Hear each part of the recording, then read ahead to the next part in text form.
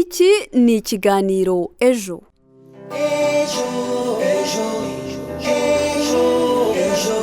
Ibi byiza kuri mwese mutajya muyeganyeza urushinge rwa radiyo zanyu mugatega amatwi gahunda zose za radiyo ijwi rya Amerika yumvikanira ku murongo w'104.3 FM. Dizera aho muhereye hose mu bice bitandukanye by'isi mukomeje kugubwa neza. Nibisanzwe rero nge muri kumva kuri micro ndi Karemera Patrick mbahaye ikaze. Ubundi ikirema muntu kibayeho mu buzima bwo gukunda icyubahiro no gushimwa, cyangwa se twavuga ko nta muntu wifuza ko yavugwa nabi cyangwa se hari icyasha cyamugaragaraho.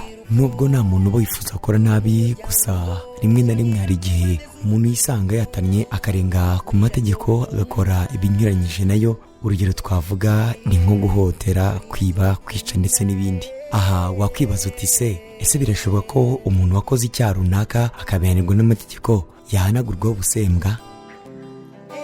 Ubusanzwe kuba umuntu yarakatiwe ibihano n'inkiko, cyane cyane igifungo kingana n'amezi cyangwa se kirenze amezi 6, hari uburenganzira butandukanye bimwambura. Muri ubwo burenganzira bimwambura rero twavuga nko kuba uwo muntu adashobora kwiyamamariza kuba perezida wa repubulika, kuba umukozi wa leta, ikirenzeho kandi uyu muntu ntanashobora gutorwa mu matora y'inzego z'ibanze, kuko itegeko ngenga rigenga amatora rivuga ko umuntu utari inyangamugayo atemerewe gutorwa. Kandi nk'uko tubibona mu gisobanuro cy'ijambo inyangamugayo, iri tegeko rivuga ko wakatiwe igifungo kingana cyangwa kirenze amezi 6 adashobora gufatwa nk'inyangamugayo. Ndetse kandi hari n'ubundi burenganzira uyu muntu wakatiwe igifungo kirenze amezi 6 atakaza tutabasha kurondora. Birumvikana ko ubusembwa bwo kuba umuntu yarakatiwe ibihano n'inkiko butuma hari uburenganzira bwinshi butandukanye atakaza. Nyamara ariko abantu benshi ntibazi ko amategeko y'u Rwanda yemera ko ubusembwa burya bushobora guhanagurwa cyangwa se gukurwaho. Ese waba waribajije niba mu Rwanda hari amategeko yemerera umuntu kuba yakurwaho ubusembwa, cyangwa se ukaba waribaje inzira cyangwa se n'icyo bisaba kugira ngo bukurweho? Nibisanzwe rero nge muri kumva kuri micro ndi Karemera Patrick mbahaye ikaze. Rika nkubwire kuri kiri kiganiro ejo kuri radiyo ijwi rya Amerika ni ku 104.3 FM. Dukomeje kandi n'ikiganiro ejo cy'uyu munsi. Ubundi ubusanzwe amategeko y'u Rwanda yemera ko umuntu wese wakatiwe igihano gikomotse ku cyaha cy'ubugome cyangwa se ku cyaha gikomeye ashobora guhanagurwaho ubusembwa. Gusa nubwo amategeko y'u Rwanda abyemera, abantu benshi ntibaba bazi inzira banyuramo kugira ngo ubusembwa bube bwakurwaho. Uyu munsi mu kiganiro ejo tugiye kurebera hamwe inzira umuntu wakoze ibyaha akabihanirwa n'amategeko yanyuramo kugira ngo ahanagurweho ubusembwa. Mu nkuru twategura na mugenzi wacu Mwiza Pacifique turaza kumva uko bikorwa, icyo bisaba, igihe bikorerwa n'akamaro bigirira ku muntu uba wabisabye. Rero reka twumve inkuru irambuye, ndagaruka mu kanya. Irafasha Robert ni umuturage uri mu kigero cy'imyaka 35, arubatse, afite umugore n'abana 3. Yafungiwe gucuruza ikiyobyabwenge cya kanyanga mu buryo bwo kuyambutsa yivana mu gihugu cya Uganda ayinjiza mu Rwanda mu turere twa Gicumbi, Burera na Rulindo mu ntara y'Amajyaruguru. Irafasha Robert arasobanura uko yakoraga ubwo bucuruzi benshi bazi ku izina ryo kurembeka.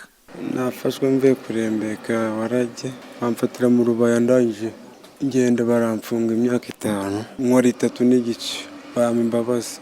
Bamaze ko imbabazi ndataha, yeza ndavuga ati ngiye reka niturize nibane n'umudamu neza, ubundi nabidashoboka Imana izabikora. Mu itangazo mpuzamahanga u Rwanda rwashyizeho umukono mu ngingo yaryo ya 11 ivuga ko umuntu wese ukurikiranyweho icyaha afite uburenganzira bwo gufatwa nk'umwere mu gihe atarahamwa n'icyaha nk'uko amategeko abiteganya. Ariko nanone itegeko nimero 027 akarongo kaberamye 19 ryo kuwa 19 Nzeri umwaka wa 2019 ryerekeye imiburanishirize y'imanza nshinjabyaha mu Rwanda mu ngingo yaryo ya 245 ivuga ko wakatiwe wese igihano ashobora guhanagurwaho ubusembwa. Irafasha Robert umaze imyaka irenga 10 avuga ko adasobanukiwe n'iryo tegeko. Ntabwo nyizi inzira umuntu yacamo kugira ngo asabe guhanagurwaho ubusembwa ntayuze.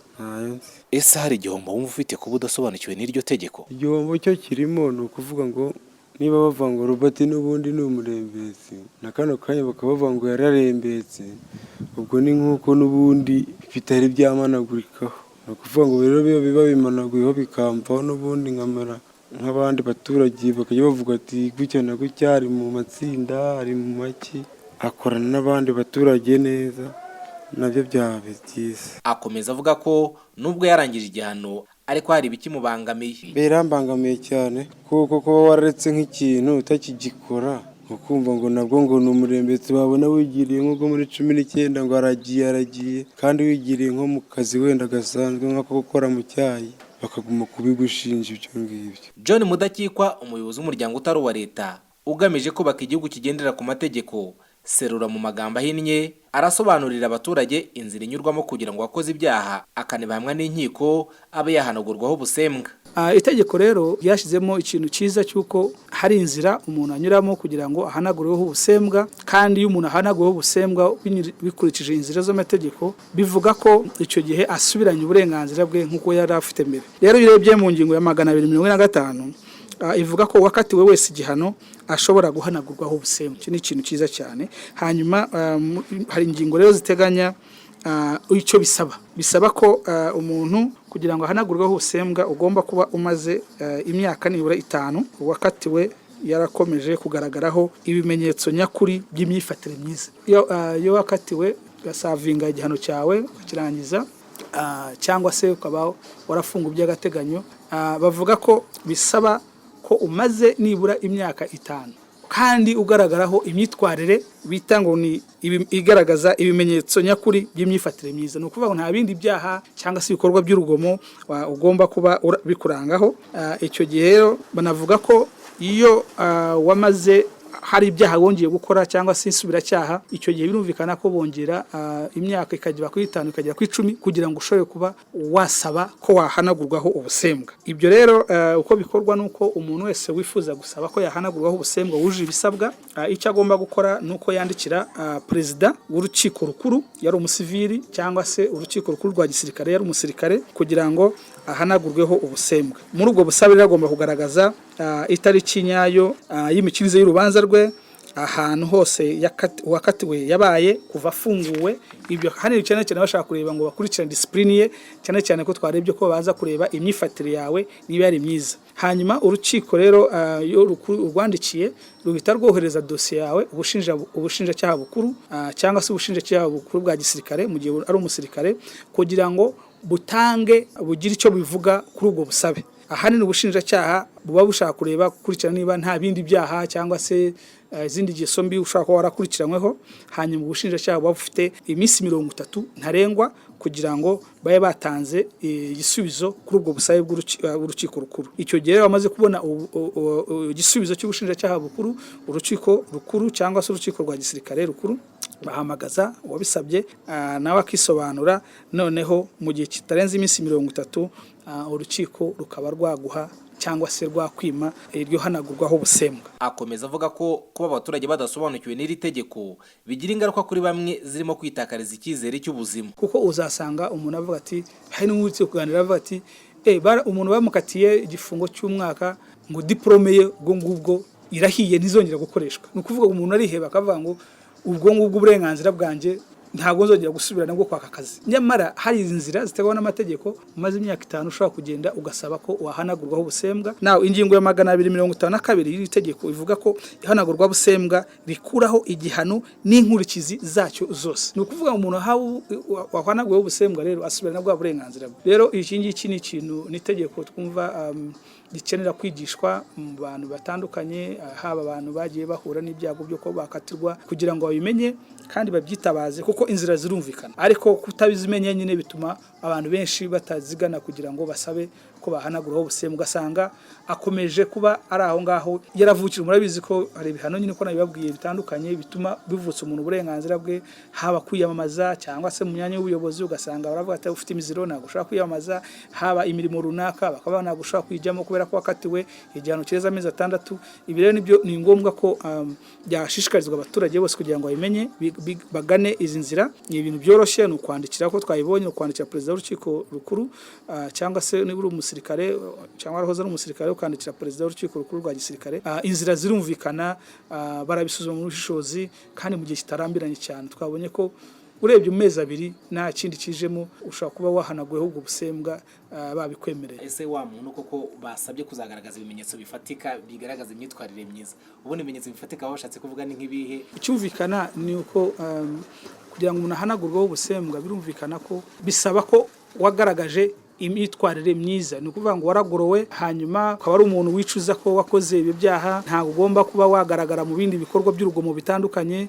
Birumvikana ko inzego z'ibanze habaho icyo nakwita nko guperereza kureba imyitwarire yawe hanze muri sosiyete imeze gute. Hano kiba gikenewe ni ukugira ngo bahanagureho ubusembwa umuntu koko wagororotse, bagoroye kandi akaba yariyemeje gusubira mu nzira nziza ku buryo atagomba kurangwaho ibindi byaha. Nubwo hari icyo amategeko y'u Rwanda afasha kuba hamwe n'icyaha, iyo wahanaguweho ubusembwa yitwaye nabi akongera kugwa mu cyaha gihanishwa igifungo kingana cyangwa kirenga imyaka 5 kandi akagikora hatarashira nibura imyaka 5 ahawe hanagura busembwa, icyo gihe hanagura busembwa yahawe rikurwaho.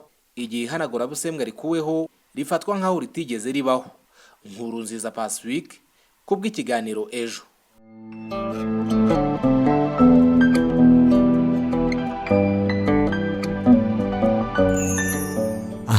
ngayo nguko rero dushimiye cyane Irafasha Robert, umuturage wo mu karere ka Gicumbi wari warafungiwe ucuruza ikiyobyabwenge cya kanyanga mu buryo butemewe n'amategeko, wadusangije ko nubwo yarangije igihano yari yarahawe nyuma yo gufungurwa abangamiye no kuba atazi inzira yanyuramo kugira ngo abe yahanagurwaho ubusembwa bwo kuba yari umurembetsi. Dushimiye cyane kandi John Mudakikwa, umuyobozi w'umuryango utari uwa leta ugamije kubaka igihugu kigendera ku mategeko, umuryango ukaba witwa Serura mu magambo ahinnye, wadusobanuriye inzira inyurwamo kugira ngo wakoze icyaha akagihanirwa n'inkiko abe yahanagurwaho ubusembwa. Bakunzi bacu rero mutubwire, ese mwebwe mubyumva mute iyo bavuze guhanagurwaho ubusembwa ku muntu wakoze icyaha akagihanirwa n'amategeko? Ese mwumva bishoboka? Ese mwamuzi inzira binyurwamo? Muratwandikira mugize kuri nimero yacu ariyo 0787581411 cyangwa se mutwandikire munyuze kuri 0728028232. Sawa gusa kandi muranyura mutwandikira, muraza no kunyura ku mbuga nkoranyambaga zacu arizo Facebook, Instagram ndetse no kuri Twitter yaje guhinduka X, hose no kwandika ijambo Ejo Youth Echo mu ijambo rimwe ubundi udusangiza igitekerezo cyawe. Mugiye muri ko tworeza ibitekerezo byanyu rero, reka mabwire ko abantu bakunda ikinamico bashyizwe igorora, kuko uyu munsi mu kiganiro cya none tugiye kubagezaho ikinamico nshya yitwa Tambagira Utekanye. Iyi kinamico izaba igaruka ku kwigisha imibanire ikwiye y'abatuye ibihugu byo mu karere k'ibiyaga bigari ndetse kandi n'uruhare rwabo mu gihe ibihugu byabo byaba byagiranye amakimbirane. Si ibyo gusa kandi iyi kinamico izadufasha kandi no kumenya neza ihohoterwa rishingiye ku gitsina icyo ari cyo. Ndizera izabashimisha rwose. Reka dutangire n'agace kayo ka mbere.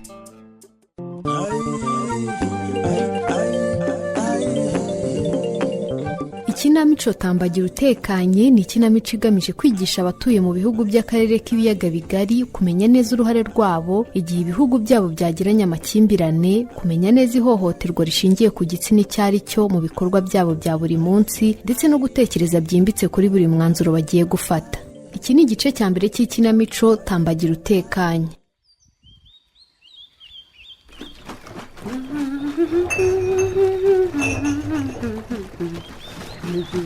Mukapa ko n'ikibasimbo wanjye. Urankanze nkuru nzi. Yesu we. Ariko kuko kutambeshya ntabwo wari wanyumvise. Ashwi. Narindangariye mukoza n'amajerekani y'ubushira. Ngaho noneho cyo ngwino nzu nturi iki gifurumba cy'ibishyimbo ndaremewe. Yewe we, numbwire ko bya bishyimbo waraye inyemereye binzaniye nkuru nzi. Unanipenda sana Sana. Ngaho terura neza tugitereke muri iriya nguni. Okay. Pega ibishyimbo byiza we. Ni vizuri sana. Ahubwo se inagatako harakera ibishyimbo byiza nk'ibi. Kwiki? Ahubwo si ibishyimbo byiza bikuye he? Nibya byesana. Reka umva mukapa ko ibyo byihorere. Icyangombwa no kujya nagusezeranyije mushyize mu bikorwa. Urandondoye pe. ubu se uyu mufuka wose nzawumara utambwira ko ugiye kubirya byose sasa oya nzi nabigenzane mukapa kome waba uri kubara nabi gute se ifoto ubigurishe hanyuma urangura urwaga wongere kuri buriya bushira n'ikigage ubu bicuruza we ubwo se warya ibishyimbo kilo jana ukazabimara utabisangiye n'imungu oya rwose apo ni kweli wani kabura icyago sheri oya rwose ndi kumwe nawe uzi ko ari byo ariko disi kuki ntakumenye mbere nkuru nzi oya humura mukapa kome tekana noneho ubu uramfite mbabarira sha ndagufite se ndana mariya cyakora umunsi yatuvumbuye hazagurumana pe gatako yose izatwotana kwambiye kereka n'ubimubwira hanyuma se kibasumba wanjye karame bwiza wanjye karame akarabo karame none se twinjire mu cyumba m'ifunguro waganyirije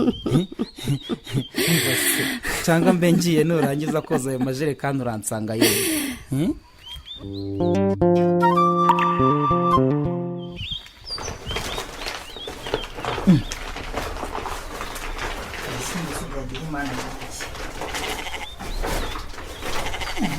aha byagiye koko niko dorukasi karame mama niko bya bishyimbo nazanye ejo wabijyanye ku isoko utambwiye ariko nawe warambonye ye ikintu cyose kibuze muri iyi nzu ninjye ukibaza none se uragira ngo mbaze nde wundi ko ari wowe wanzengereje ushaka amatike ya hato na hato ngo ugiye gushaka akazi byanyabyo se wabibuze nabibuze ni ukuri igihe se wamugana ko twagiye kuryama mu mufuka wegetse aha ese wowe wari wegetse se cyangwa batwibye papa se ari he cyangwa ubaze zahabu ese si yoyo ko ari umukanishi yazindukanye n'ikamyo ya mbere ubu yamaze kugera iyajya kandi zahabu nawe yagiye ku ishuri zahabu se kuki yazindutse iki gihe nicyo asanzwe agendera simbizi ma ntushakira ahandi ubwo niwe wabigurisha oya uyibeshyera undi mwana doruka uyimubeshyera rwose nyamara ni zahabu mama ibi koko yari amaze iminsi asaba amakaye mashya papa akayamwima ubwo se urumva atari we wabigurishije kugira yikemurire ikibazo gorata uzi ko byashoboka ariko ndamutse nsanze ari zahabu wabigurishije ko namukubita iki gihugu cya gatako cyose kigatahamo induyi none se ubu turabigenza dute mama ko waranyemereye kumitika injyana ahandi nari nakubwiye ko nshaka kudepoza winetaho doruka ako kazi uhora wirirwa ujya gusaba ko ntawe ndumva baguhamagaye hari uyu munsi si umunsi w'isoko umva guma ku rugo ndaje uyu munsi ndakora akantu gusa mama nusanga ari zahabu wabigurishije umbabarire ntumukubite hari ubundi buryo wamuhana mutamukubise ubwo buryo butari ugukubita uzabunyigisha dore ko musigaye mwarahinduye ibintu byose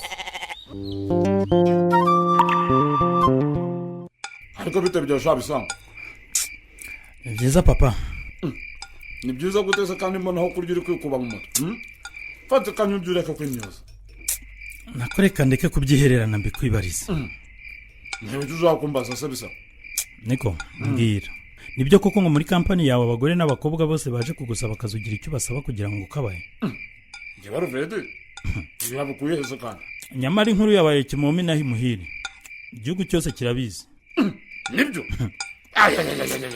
nta wundi wabikwirakwije ubwo ni ka gakobwa k'igataho gaherutse kuza kunsaba akazi niwe kandi niba atari we ni nirere nirere uriya munyamabanga wawe se uwo nyine ariko nirere ntabyo yavuga akunda kampani kandi arayitangira ntiyatuma ise bityo cyangwa akora ibidakorwa ngo hatatazabura akazi kare papa yego njye ibi bintu ngiye kubishakira amakuru yimbitse nyemerera ko tuzabiganiraho ariko nanone nubyanga nziyambaza abashinzwe kurwanya ibikorwa nk'ibyo koko papa ubwo ibyo ntibyaba bifitanye isano n'impamvu yatumye mama duta aka nakumira mbadoga data wambyaye ariko shaba musenzi ubonye umaze kumera ubwangukeka ko tungana ubwo rero nakubwiye kuza gukora muri kampani yanjye undega agatuza ngo ugiye gushinga umuryango udaharanira inyungu ushinzwe imibereho myiza kweli kumva ugiye gushinga umuryango ugamije kundwanya oya si ukuturwanya papa urumva wakuze ku buryo umbaza uko mbanye n'abakozi banjye wakibwa we mvira aha ntabwo ndikibwa papa ese ubundi urakajwe n'iki no kuba nkubwiye ko bishoboka ko hari imibanire ugirana n'abakozi bawe ku kazi cyangwa ni ukuba ibikorwa byawe bisebya kampani yawe hoshi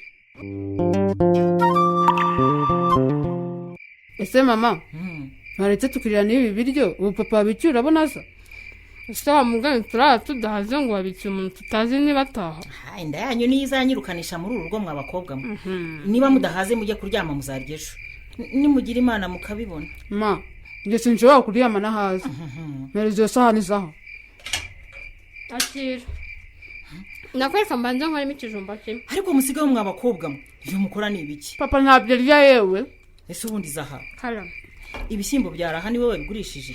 Ego komanda irangeso mu inzu mu madoroka ntabyo nagurishije pe kandi nta nubwo mwansubije. Tugusubiza iki zaha?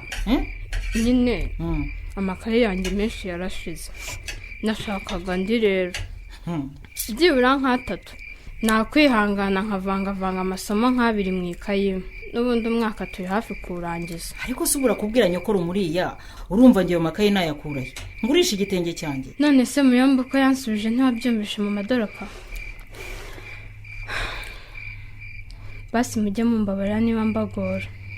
Nimwe babyeyi nsigaranye rega nta wundi ngira nsaba. Ibyo ndabizi ariko se niba nta byabishomba byo twariye batwica najya doroka wowe kobwa mwe muzankora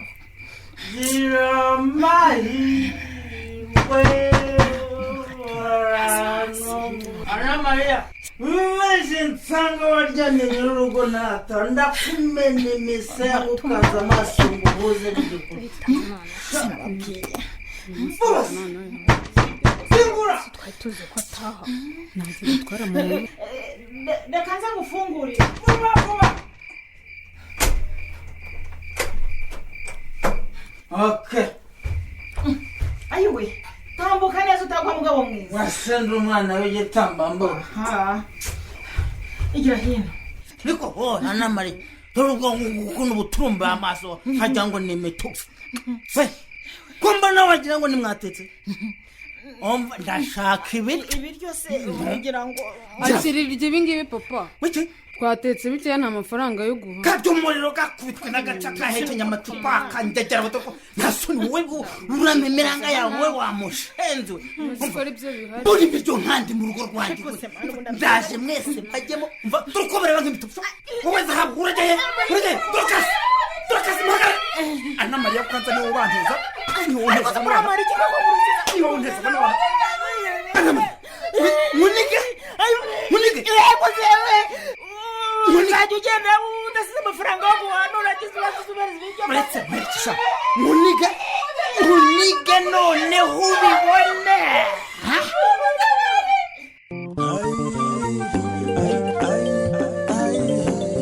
Ngaho da iyi ntambara nkuru nziza mu rugo rwe se ubizahushwa nande bahu. Hagati aha Fred niyumvisha impamvu umwana yibyariye atangiye kumugenzura bizarangira bite naho ubutaha.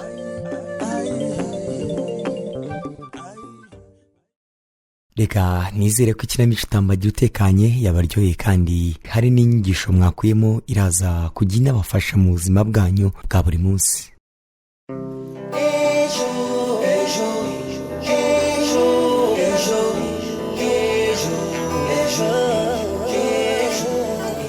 Shuti bakunze b'ikiganiro ejo rero burya akaryoshye nigahora mu itama turi kugana ku musozi w'ikiganiro ejo cya none aho cyagarutse ku nzira umuntu wakoze ibyaha akabihanirwa n'amategeko yanyuramo kugira ngo ahanagurweho ubusembwa buba bwamugiyeho nyuma yo gukora icyaha runaka.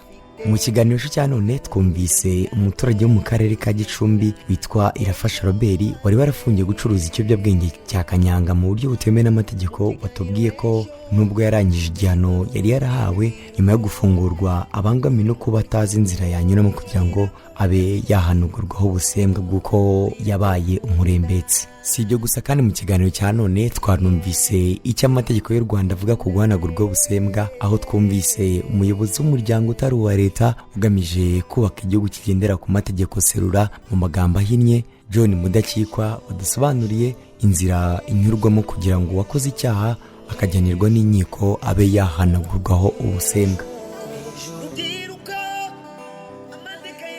Shuti bakunze b'ikiganiro ejo rero tugeze ku musozi w'ikiganiro cya none. Mu nyemerere nshimire buri wese wagize uruhare kugira ngo iki kiganiro kitambuke, by'umwihariko Mizero Crespe wari ku buhanga bw'ibyuma ndetse kandi na Nadine Uwamahoro wari uhagarariye iki kiganiro.